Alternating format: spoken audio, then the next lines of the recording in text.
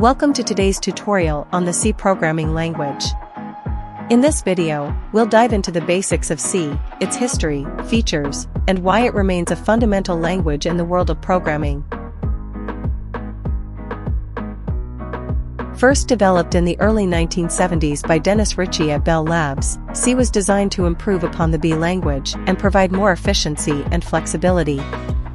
Over time, it became one of the most influential programming languages, forming the basis for many other languages we use today. C is known for its simplicity, power, and versatility. It's a structured language that allows for modular and efficient programming.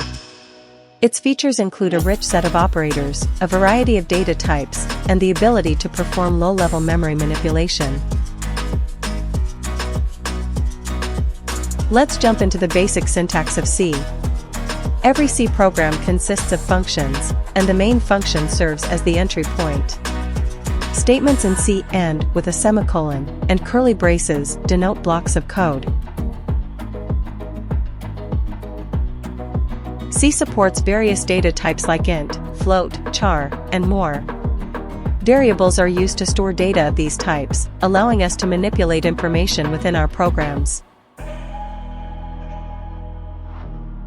Control structures like if-else statements, loops such as for, while, and do-while, and switch statements allow us to make decisions and control the flow of our programs in C. Functions are crucial in C. They allow us to break our code into smaller, manageable pieces, making it easier to understand, reuse, and maintain.